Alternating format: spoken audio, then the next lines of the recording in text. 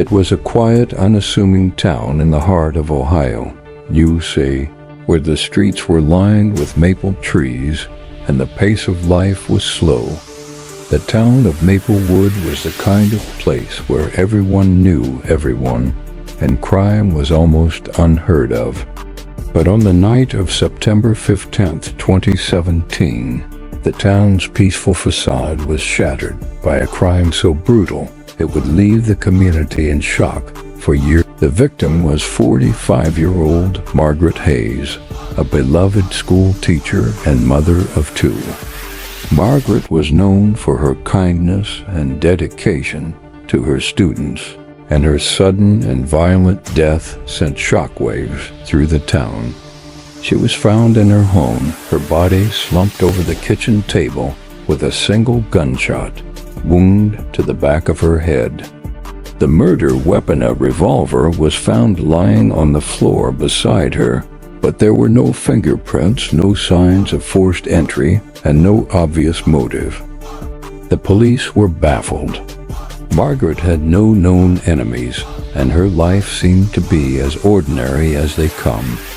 She was married to Mark Hayes, a local mechanic, and they had two children, 16-year-old Emily and 12-year-old Jake. The family was well liked in the community, and there was no reason anyone would want to harm Margaret. But as the investigation unfolded, the police began to uncover a series of disturbing details about Margaret's life. They discovered that she had been receiving anonymous letters in the weeks leading up to her death. The letters were filled with cryptic messages and threats, warning her to stop digging or face the consequences. Margaret had never mentioned the letters to anyone, not even her husband, and the police had no way of knowing what she had been digging.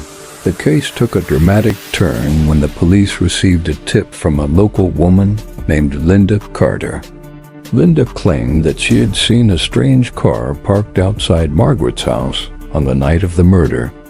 The car was a black sedan with tinted windows, and Linda had thought it was odd because she had never seen it in the neighborhood before. She had taken down the license plate number, and when the police ran it, they discovered that the car was registered to a man named Daniel Graves. Daniel Graves was a 52-year-old drifter with a long criminal record.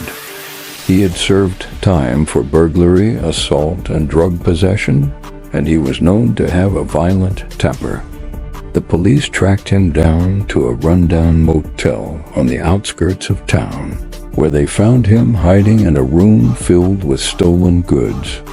Among the items was a box of letters that matched the ones Margaret had been receiving. When questioned, Daniel denied any involvement in Margaret's murder. He claimed that he had been hired to deliver the letters by an anonymous client who had paid him in cash. He didn't know who the client was or why they wanted to threaten Margaret, but he insisted that he had nothing to do with her death. The police were skeptical, but without any concrete evidence linking Daniel to the murder, they had no choice but to let him go. The case grew colder with each passing day, and the town of Maplewood was left to grapple with the unsettling truth that a killer was still at large. But then, a year later, something extraordinary happened. Margaret's daughter, Emily, who had been just 16 at the time of her mother's death, came forward with a shocking revelation. She had been keeping a secret that would change everything. Emily had been in the house on the night of the murder. She had been hiding in the closet, too terrified to move, as she listened to the sound of her mother's final moments. She had heard everything: the argument, the gunshot, the footsteps of the killer as they left the house. But she had never told anyone, not even the police, because she was afraid. Afraid of what the killer might do to her if they found out she had witnessed the crime.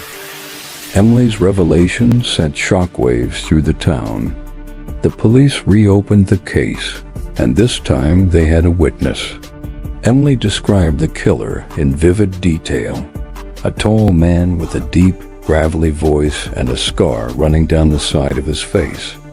She also remembered something else, something that would prove to be the key to solving the case. The killer had dropped something as he left the house, a small silver key. Emily had found it on the floor the next morning and had kept it hidden ever since. She didn't know what it was for, but she knew it was important. The police took the key and began to investigate. They discovered that it belonged to a safety deposit box at a local bank.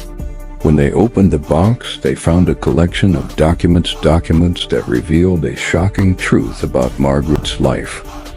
Margaret had been investigating a local politician, Mayor Thomas Greer, who was running for re-election at the time of her death.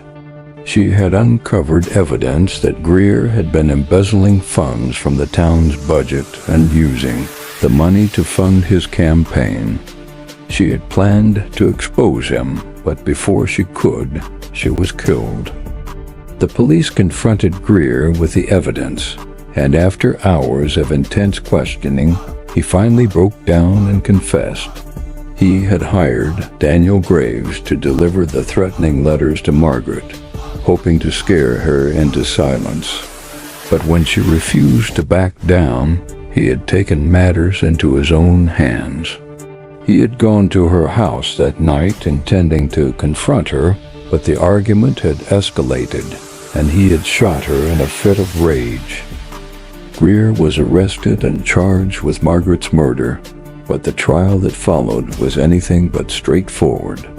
His defense team argued that the evidence was circumstantial and that there was no direct proof of his involvement. But the prosecution painted a damning picture of a man who had used his power and influence to cover up his crimes. In the end, Greer was convicted of first-degree murder and sentenced to life in prison without the possibility of parole.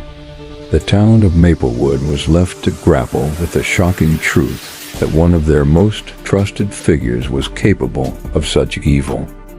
For Emily, the trial brought a sense of closure, but it also left her with a lingering sense of unease. She had witnessed her mother's murder, and the memory of that night would haunt her for the rest of her life. But she also knew that her bravery had brought her mother's killer to justice, and that was something she could be proud of.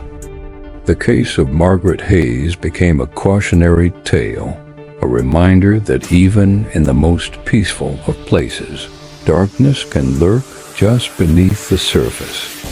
And for the people of Maplewood, it was a stark reminder that the truth, no matter how painful, is always worth fighting for.